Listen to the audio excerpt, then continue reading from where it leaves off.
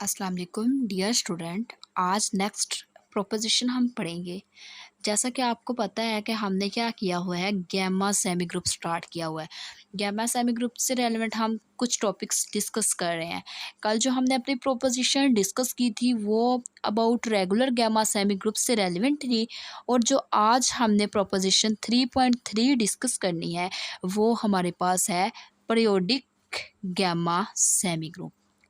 Periodic gamma semi group से relevant हमने क्या करना है, इसको डिस्कस करना है इस प्रोपोजिशन को। तो सबसे पहले हम देखते हैं इस प्रोपोजिशन की हमारे पास स्टेटमेंट है, if capital S is a periodic gamma semi group then D equal to J. तो हमें बोला गया है कि अगर हमारे पास जो एस है वो पीरियोडिक गैमा सेमी ग्रुप हो तो आप लोगों ने फाइंड करना है जो डी है वो इक्वल किसके आना चाहिए, जे के। तो अगर हम एक चीज़ सपोज कर लें कि ये हमारे पास पीरियोडिक है और दूसरी चीज़ हम क्या करवा दें, प्रूफ करवा दें डी इक्वल है जे के। तो डी इक्वल है जे के तब ही फाइंड हो सकता है अगर हमें ये दो चीज़ें पता चल जाएं, डी हमारे पास कंटेन कर जाए जे के अंदर और जे कंटेन कर जाए डी के अंदर, तो देन हम कह सकते हैं जो डी है वो इक्वल किसके है, जे के है। सही है। तो हमें क्या करना पड़ेगा, डी कंटेन करवाना पड़ेगा जे के अंदर, नेक्स्ट जे कंटेन करवाना पड़ेगा डी के अंदर। तो उसके लिए सबसे पहले हमारे पास इसका प्रूफ है। प्रूफ में हमें बोला गया है कि suppose that a b belongs to S and R such that a j related to b then there exist x y u v belongs to capital S1 and gamma mu eta theta belongs to gamma such that x gamma a mu y equal to b u eta b theta v is equal to a. To prove this theorem, we have to show that J contain D and D contain J. J contain D obviously hold. Therefore, we only need to show that J contain D. We have to show that ADB, that is AL composition RB. To prove the desired result, we need to find an element C in capital S such that A left relation C and C right relation B. Therefore, by definition of AB, we can write. यहाँ पे basically जो चीज़ बात कर रहे हैं, discuss कर रहे हैं, वो हमारे पास है दो हमने एलिमेंट्स ले लिए हैं ए और बी। वो हमारे पास सेमी ग्रुप के एलिमेंट्स हैं। हमने कह दिया है कि वो हमारे पास क्या होंगे, ए हमारे पास होगा, जे रिलेटेड बी होगा। ये हमारे पास सेमी ग्रुप के एलिमेंट्स की रिस्पेक्ट से हमने लेट की है इस चीज़। उसके बाद देन हमने कहा कि वहाँ पे हमारे पास कुछ और भी अदर एलिमेंट सेमी ग्रुप के अंदर भी एग्जिस्ट करते हैं और उसके साथ साथ गैमा के अंदर भी हमारे पास कुछ एलिमेंट एग्जिस्ट करते हैं। 4 एलिमेंट्स ही हमारे पास सेमी ग्रुप के अंदर से एग्जिस्ट करते हैं और 4 ही एलिमेंट्स हमारे पास गैमा में से एग्जिस्ट करते हैं। वो जो हमने 4 एलिमेंट ले लिए सेमी ग्रुप एस में से, वो ले लिए एक्स वाई यू वी, और जो नेक्स्ट हमने एलिमेंट्स ले लिए गैमा के, वो ले लिए गैमा म्यू ईटा थीटा। ये हमारे पास गैमा के एलिमेंट्स हैं। अब यहाँ से हमने क्या करना है, ये जो 4 टर्म्स हैं, ये 4 टर्म्स हैं और ये 2 टर्म्स हैं, ये हम इसको बेसिकली ये हमारे पास टर्म्स नहीं है, एलिमेंट्स हैं।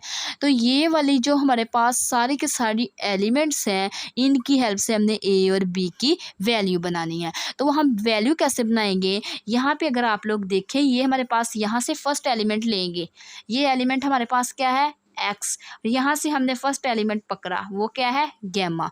तो यहाँ पे एक्स गैमा लिख लिया। उसके बाद नेक्स्ट हमारे पास यहाँ से एक हमने एलिमेंट पकड़ा, वो क्या है, ए। उसके बाद नेक्स्ट एलिमेंट यहाँ से लिया, वो हमारे पास क्या है, गैमा के बाद म्यू। तो यहाँ पे हमने लिख लिया ए म्यू। उसके बाद नेक्स्ट हमारे पास यहाँ से एलिमेंट क्या आ रहा है, वाई, तो यहाँ पे हमने वाई लिख लिया। मैं बताती हूँ आपको फिर कैसे किया है। पहले हमने इधर से एक एलिमेंट लिया, फिर हमने क्या किया, इधर से एक एलिमेंट लिया, फिर अगेन हमने एस में से एलिमेंट लिया, अगेन हमने गैमा में से एलिमेंट लिया, अगेन हमने एस में से। पहले हमने एस में से, फिर गैमा में से, फिर एस में से, फिर गैमा में से, फिर एस में से। ठीक है, इस तरह हमने एलिमेंट ले लिए हैं। और यहाँ पे हमने देखा ये ए आ रहा है बट इसमें बी नहीं आ रहा, तो हमने कह दिया कि ये हमारे पास बी की वैल्यू आ गई। अब हमने क्या करनी है, नेक्स्ट वैल्यू फाइंड करनी है। नेक्स्ट के लिए ये हमारे पास 2 एलिमेंट यूज़ हो गए, इधर से हमारे पास ये 2 एलिमेंट यूज़ हो गए, इधर से हमने ये वाला एलिमेंट यूज़ कर लिया है। अब नेक्स्ट हम एलिमेंट यूज़ करेंगे। नेक्स्ट फिर यहाँ से स्टार्ट करेंगे। पहले हमारे पास आ जाएगा यू, फिर हमारे पास आ जाएगा ईटा, फिर हमारे पास आ जाएगा बी, फिर हमारे पास आ जाएगा थीटा, फिर आ जाएगा वी। तो इसी तरह हमने लिख लिया है, पहले u, eta, b, theta, v. पहले एस, फिर पहले एस की वैल्यू, फिर गैमा की वैल्यू, फिर यहाँ से एस की वैल्यू, फिर गैमा की वैल्यू, फिर एस की वैल्यू। यहाँ पे हमने देखा टर्म बी है बट टर्म ए नहीं आ रही, तो हमने कह दिया कि ये किसकी है, हमारे पास वैल्यू आ गई है, ए की वैल्यू आ गई है। नेक्स्ट अब हमें बोला गया है कि मैंने आप लोगों को पहले ही बता दिया है कि जो चीज़ हमने फाइंड करनी है वो करनी है, जो डी है वो कंटेन कर रहा है जे के अंदर, और जो जे है वो कंटेन कर रहा है डी के अंदर। तो इसके लिए हमने यहाँ पे लिख दिया है, जो प्रूफ है थ्योरम वो हमने यही करवाना है इस प्रूफ के अंदर, कि जो जे है वो कंटेन करता है डी के अंदर, जो डी है वो कंटेन करता है जे के अंदर। अब ये हमने बात कह दी कि जो जे है, जो डी है वो कंटेन करता है जे के अंदर। ऑब्वियसली इस थ्योरम पे वो एप्लीकेबल है, बट जो चीज़ हमें प्रूफ करवानी है वो हमें करवानी होगी जो जे है वो कंटेन करता है डी के अंदर। हमें ये चीज़ प्रूफ नहीं करवानी पड़ेगी, हमें ये पता चल गई है कि जो डी है वो कंटेन करता है जे के अंदर, ये ऑब्वियसली है होल्ड कर रहा है। तो ये तो एक हमें इक्वेशन यहाँ से मिल गई है, इसको हम वन इक्वेशन कह सकते हैं। बेसिकली हमने फाइंड ये चीज़ करनी है, जो जे है वो कंटेन करता है डी के अंदर। अब जे को कंटेन डी के अंदर करवाने के लिए यहाँ पे हमें बेसिकली फाइंड करना पड़ेगा जो ए डी बी है कि नहीं है। तो उसके लिए भी हमें यहाँ पे LOR कंपोजिशन फाइंड करना पड़ेगी। मीन्स हमें लेफ्ट कंपोजिशन राइट से पढ़ते हैं, इसको लेफ्ट पढ़ते हैं, लेफ्ट होता है ये, और ये साइन जो हमारे पास कंपोजिशन को शो करता है, और ये हमारे पास राइट होता है। तो ये हमें फाइंड करना पड़ेगा। तो उसके लिए यहाँ पे हमें अगर ये LOR हमें फाइंड करना है बी, तो उसके लिए हमें यहाँ पे एक एलिमेंट एग्जिस्ट करवाना पड़ेगा। कोई सा हमने एक एलिमेंट ले लिया है, उसको हमने नाम सी का दिया है, वो भी सेमी ग्रुप का ही एलिमेंट है। तो ये हमने एग्जिस्ट करवाया, हमने एक दफ़ा ए के साथ हमने लिख दिया ALC फाइंड करना है, और दूसरी दफ़ा मीन्स हमने ए बी फिक्स रहने देने हैं, ए बी को नहीं छेड़ना, बाकी हमने जो टर्म है उसके अंदर सी एलिमेंट एग्जिस्ट करवा देना है। यहाँ पे ए फिक्स है वैसे आ जाएगा, एल को वैसे लिख लेंगे। नेक्स्ट हमने ये टर्म इग्नोर करके क्या लिख देना है, सी। उसके बाद नेक्स्ट हमारे पास जो बी है वो फिक्स रहेगा, आर फिक्स रहेगा, इस पूरी टर्म की जगह क्या लिख देंगे, सी लिख देंगे। अब बेसिकली जो चीज़ हमने फाइंड करनी है वो करनी है, जो ए है वो लेफ्ट रिलेशन है सी, और जो सी है वो राइट रिलेशन है बी। तो वो चीज़ हमें फाइंड करने के लिए ये चीज़ें हमें क्या करना पड़ेगा, बाय डेफिनेशन यूज़ करनी पड़ेगी ए और बी की। यहाँ पे ए की वैल्यू भी है, इसको यूज़ करना है, बी की वैल्यू को यूज़ करना है। वेरी इजी थ्योरम है ये हमारे पास। अब यहाँ पे हमें बोला गया है कि then by using definition a and b we can write. यहाँ पे हमने ए की डेफिनेशन लिख दी, ए की वैल्यू लगा दी, ए हमारे पास इक्वल इस टर्म के है। अब अगर हमें पता है कि जो ए है वो हमारे पास इस टर्म के इक्वल है, तो देन यहाँ पे अगर हम देखें ये यू और हमारे पास ईटा वैसे आ गया, यहाँ पे हमने बी की वैल्यू को पुट कर दिया। बी की वैल्यू हमारे पास किसके इक्वल है, यहाँ से हम देख सकते हैं जो बी है वो हमारे पास इक्वल है x gamma alpha mu Y के। तो इसमें हमने क्या कर दिया, बी की जगह ये टर्म पुट कर दी, और साथ हमारे पास थीटा वी वैसे आ गया। अब यहाँ से हमने क्या किया, u eta x gamma bracket के अंदर कर दिया, ए को बाहर निकाल दिया, म्यू वाई थीटा वी को ब्रैकेट के अंदर लिख दिया। अब हमें अगेन पता है जो ए है वो हमारे पास किसके इक्वल है, इस टर्म के इक्वल है, तो ए की जगह हमने ये पूरी वैल्यू को पुट कर दिया है, ए की जगह ये वैल्यू आ गई। अब इसमें से हमने क्या करना है, यहाँ पे अगेन हमारे पास क्या आ रहा है, यहाँ पे हमने ए की वैल्यू पुट कर दी है। अब यहाँ पे अगेन हम देख सकते हैं कि हमारे पास बी आ रहा है, हमने अगेन इसके अंदर बी की वैल्यू पुट कर देनी है। हमें पता है जो बी है वो हमारे पास किसके इक्वल है, बी हमारे पास X gamma alpha mu Y के इक्वल है, तो हम बी की जगह ये टर्म पुट करते हैं। तो हमने क्या किया है, यहाँ पे बी की जगह ये टर्म पुट कर दी है, ये हमारे पास म्यू यू ईटा वैसे ही था, बी के सारी ये वाली टर्म पुट कर दी, 5 टर्म पे है हमारे पास कंटेन गाड़ी, और ये नेक्स्ट हमारे पास थीटा भी वैसे आ गया। अब यहाँ से अगर हम ये 4 टर्म्स देखें तो ये 4 टर्म्स और ये 4 टर्म्स हमारे पास सेम है, तो ये भी हमारे पास इसकी पावर भी 1 है। अगर 4 टर्म को देखें तो उसकी पावर भी 1 है। 1 पावर को अगर मल्टीप्लाई हो रही हो तो पावर को क्या करते हैं, ऐड करते हैं। 1 + 1 हमारे पास क्या बन जाएगा, 1 + 1 पावर ऐड होगी तो वो 2 बन जाएगा, तो हमने इसको 2 लिख लिया। उसके बाद ए हमने फिर कॉमन ले लिया, ये नेक्स्ट 4 टर्म्स देख लो और ये नेक्स्ट 4 टर्म्स देख लो, आपस में हमारे पास क्या हो रही हैं, मल्टीप्लाई हो रही हैं। ये इसकी भी हमारे पास पावर 1 है, इसकी भी पावर 1 है, इनको ऐड किया तो ये हमारे पास टर्म क्या आ गई, पावर में आ गई, इसकी पावर 2 आ जाएगी।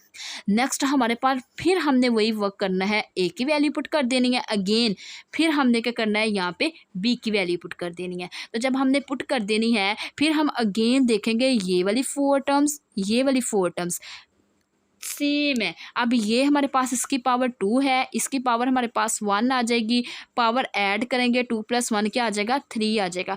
ए को बाहर निकाल लेंगे, ये वाली 4 टर्म्स देख लें, ये वाली 4 टर्म्स देख लें, आपस में हमारे पास सेम आ रही हैं, तो इसकी पावर 1 है, इसकी पावर 2 है, इनको ऐड करेंगे 1 + 2 क्या आ जाएगा, 3 आ जाएगा। सिमिलरली ऐसे ही हम इनफिनिट वैल्यूज़ फाइंड करते जाएंगे, मतलब कर सकते हैं, तो ऐसे ही हमने लिख दिया एंड सो ऑन। नेक्स्ट जैसे हमने ए की वैल्यू को फाइंड किया है वैसे ही हम क्या करेंगे, बी की वैल्यू को भी फाइंड कर लेंगे। तो बी हमारे पास, यहाँ से हम बी की टर्म लेके चलेंगे, जो बी है हमें पता है इसके इक्वल है, तो ये हमने बी की पूरी वैल्यू लिख ली। सेम हमने जैसे इसके लिए किया है वैसे ही हम इसमें भी वही काम करेंगे। पहले हम क्या करेंगे, यहाँ पे ए की वैल्यू को पुट कर देंगे, ए की वैल्यू को पुट करने के बाद बी को हमने ब्रैकेट से बाहर निकाल देना है, बाकी टर्म्स को ब्रैकेट के अंदर ही रख लेना है। फिर हमने क्या करना है, अगेन बी की वैल्यू को पुट कर देना है, यहाँ से ए और बी की वैल्यू को देखते जाना है, सही है।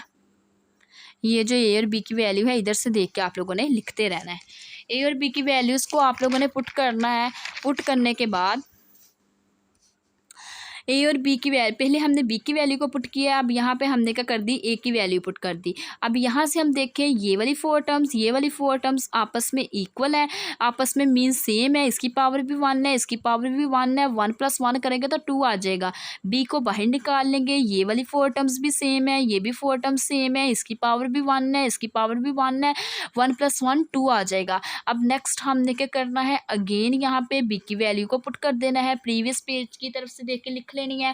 अब यहाँ से हमने क्या करना है, ए की वैल्यू पुट कर देनी है, इधर हम ए की वैल्यू पुट कर देंगे। पुट करने के बाद अगर हम नेक्स्ट ये वाली 4 टर्म्स देखें, ये वाली 4 टर्म्स देखें तो ये सेम है, इसकी पावर 1 आ गई, इसकी 2 है, 2 + 1 क्या आ जाएगा, 3 आ जाएगा। यहाँ से बी को बाहर निकाल लेंगे, ये वाली नेक्स्ट अगर हम 4 टर्म्स देखें और ये वाली हमारे पास 4 टर्म्स आपस में सेम है, इसकी पावर 1 है, इसकी पावर 2 है, 1 + 2 क्या आ जाएगा, 3 आ जाएगा। इसी तरह सिमिलरली हम इसकी इन्फिनिट्स वैल्यूज़ को फाइंड कर सकते हैं, तो हमने लिख दिया एंड सो ऑन।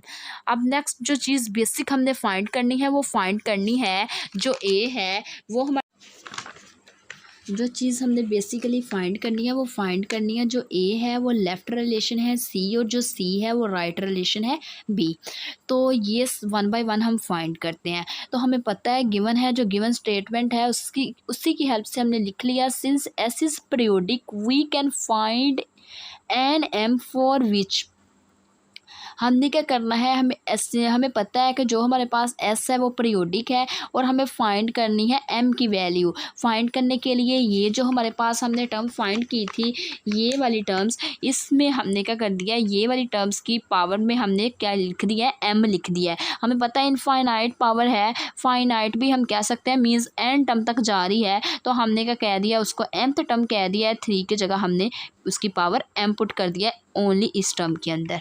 तो हमने कहा कि हमने m की वैल्यू को फाइंड करना था, तो ये हमारे पास इसकी पावर m आ गई है।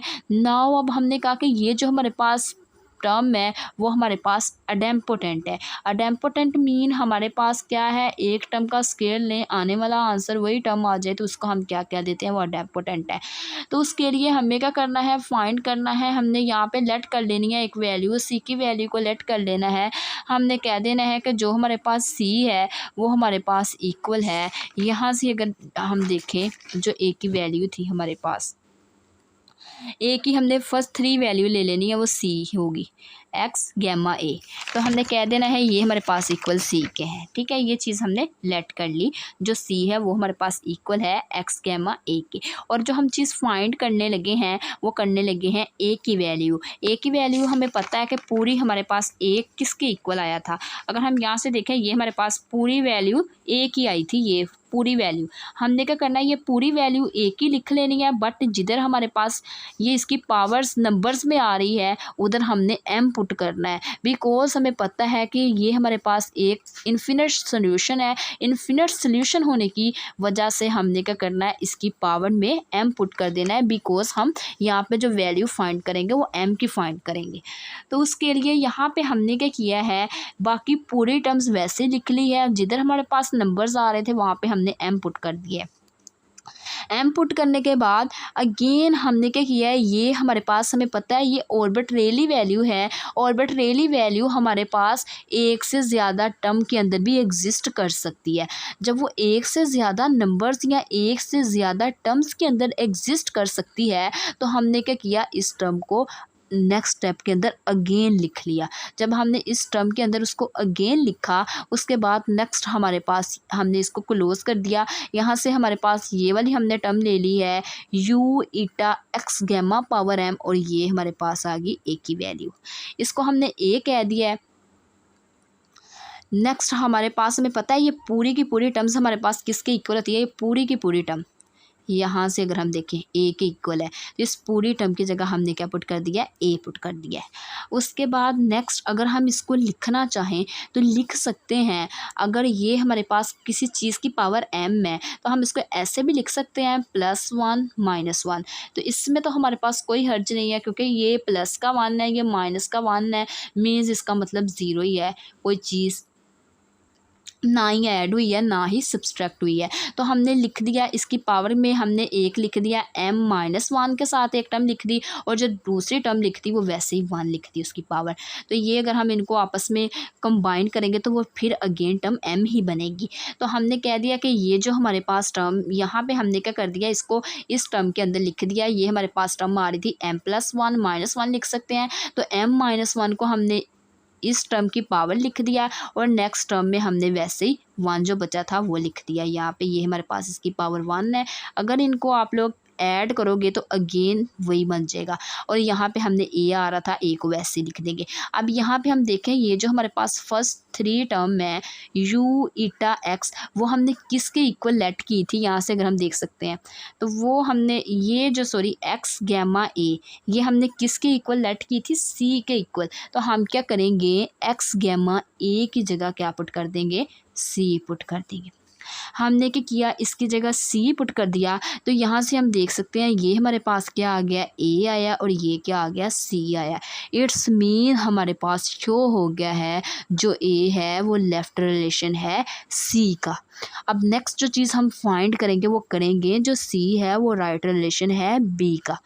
तो नाउ अब हमने कहा कि now we have to show that c right relation b, take c mu y equal to, हमें पता है कि ये जो हमारे पास यहाँ से अगर हम देखें यहाँ पे हमने वैल्यू लिख ली है बी की, ये हमें पता है ये वाली टर्म बी के इक्वल है। और यहाँ से ये हम देखें एक्स गैमा ए हमारे पास इक्वल किसके है, सी के है। तो हमने इस टर्म की जगह सी पुट कर दिया है, यहाँ पे सी पुट कर दिया है। वैसे यहाँ पे हमारे पास म्यू वैसे आ जाएगा, वाई वैसे आ जाएगा।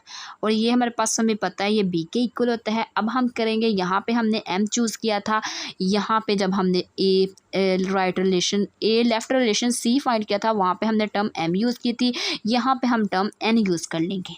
जब हमने यहाँ पे टर्म एन यूज़ की तो नेक्स्ट हमने कह दिया कि ये भी जो हमारे पास टर्म है अडेम्पोटेंट है, ये भी हमारे पास टर्म क्या आ जाएगी, अडेम्पोटेंट आ जाएगी। अब यहाँ पे जब हमने इसकी टर्म ली थी, वो हमने पावर एम ली थी, वो हमने लेफ़्ट साइड की फर्स्ट टर्म ले ली थी।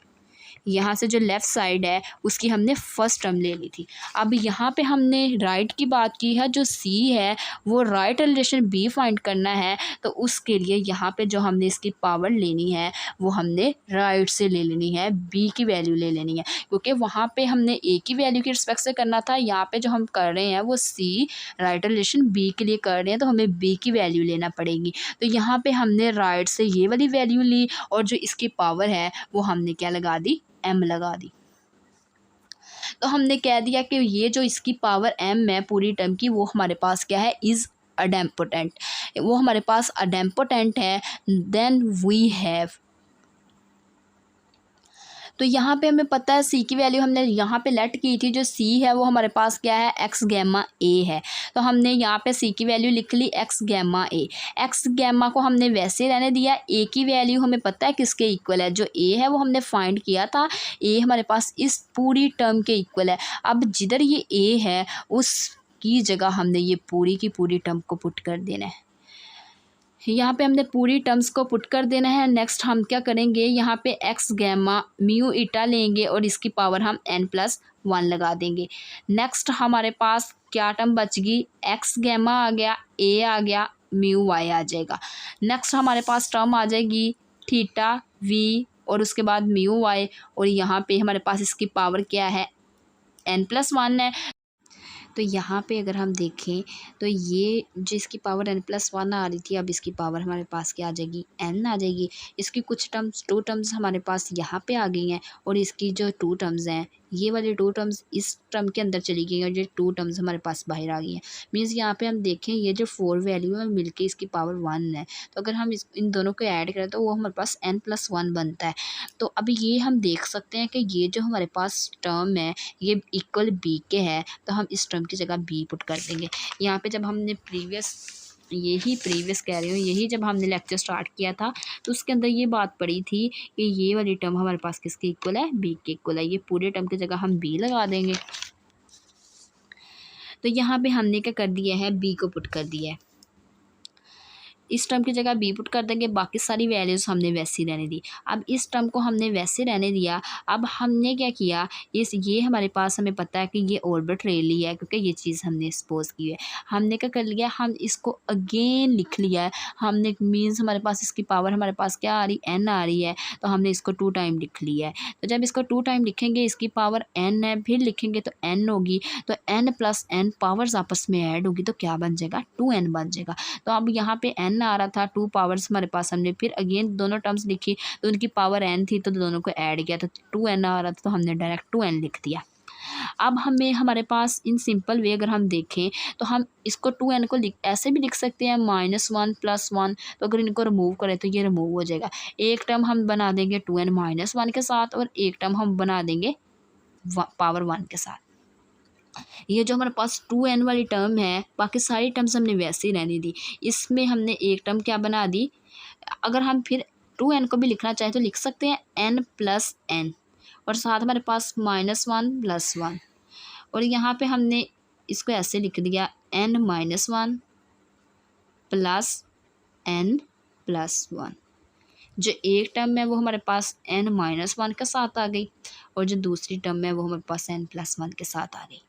तो यही टर्म बाकी पूरी की पूरी वैल्यूज़ वैसे ही आएंगी, और ये जो है इस टर्म की जगह एक दफ़ा n+1 पुट कर दिया, एक दफ़ा n-1 पुट कर दिया। पुट करने के बाद यहाँ पे अब हमने क्या करना है, जो हमारे पास at the end whole formula बन जाएगा वो ये हमारे पास टर्म आ जाएगी। ये वाली जो पूरी की पूरी टर्म्स हैं ये बी के इक्वल आ जाएगी। ये हमारे पास यहाँ तक जो इसकी वैल्यू है ये बी के इक्वल आ जाएगी, ये बी के इक्वल आ जाएगी और बाकी ये दोनों की दोनों टर्म्स हम वैसे ही लिख लेंगे।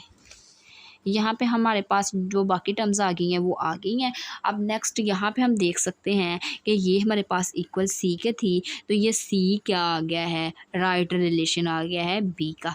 सी राइट रिलेशन आ गया है बी का। जो फर्स्ट पॉइंट हमने फाइंड किया था वो ए लेफ़्ट रिलेशन था बी का, ए लेफ़्ट रिलेशन था हमारे पास सी का, और जो सी है वो राइट रिलेशन आ गया है बी का। तो देन अगर हम इसको लिखना चाहें तो लिख सकते हैं, कंपोजिशन की फॉर्म में लिखना चाहें तो वो हमारे पास क्या आ जाएगा। अगर हम देखें यहाँ पे फर्स्ट टर्म हमारे पास सेकंड के कोई इक्वेट कर रही है, सेकंड थर्ड को कर रही है, तो हम लिखना चाहें तो लिख देंगे तो फर्स्ट हमारे पास ट्रांजिटिव प्रॉपर्टी के रिस्पेक्ट से थर्ड के इक्वल होगी। तो यहाँ पे हमने लिख दिया ये ए है, एल वैसे आ जाएगा और कंपोजिशन आर आ गई और साथ हमारे पास लास्ट टर्म बी है।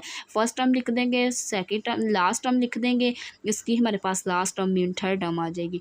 और यहाँ पे जो एल और आर आ रही है उनकी आपस में कंपोजिशन आ जाएगी।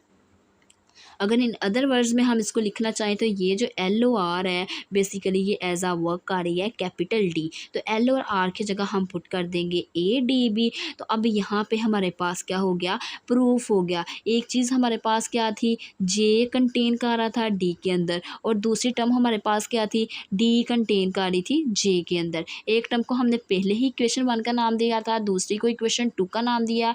अब ये फर्स्ट टर्म सेकंड के अंदर कंटेन कर रही है, सेकंड टर्म फर्स्ट के अंदर कंटेन कर रही है। तो हम कह सकते हैं कि जो फर्स्ट टर्म है वो हमारे पास क्या कर रही है, वो थर्ड के फर्स्ट टर्म सेकंड के इक्वल है। फर्स्ट एक चीज़ हमारे पास क्या है, सबसेट है दूसरी चीज़ का, दूसरी चीज़ सबसेट है पहली चीज़ का। तो देन हम कह सकते हैं इक्वेशन 1 और 2 की हेल्प से आपस में दोनों की दोनों टर्म्स क्या हैं, इक्वल हैं। तो देन हमने कह दिया these two result show that, ये दोनों के दोनों जो रिजल्ट हैं शो कर रहे हैं इफ़ एस इज़ पीरियोडिक, अगर एस हमारे पास पीरियोडिक गैमा सेमी ग्रुप होगा तो देन जो डी है वो इक्वल किसके आ जाएगा, जे के आ जाएगा। तो यही चीज़ हमने फाइंड करनी थी। अगर हमारे पास S gamma periodic gamma semi group हो तो हमने फाइंड करना था जो डी है वो इक्वल है जे के। तो ये हमारे पास प्रूफ था, थ्योरम जो हमने प्रूफ किया। ये था आज का हमारा वीडियो लेक्चर। अगर आप लोगों को मेरा आज का वीडियो लेक्चर पसंद आए तो मेरे चैनल को सब्सक्राइब, मेरी वीडियो को लाइक और शेयर ज़रूर करें। Thanks for watching. अल्लाह हाफिज़।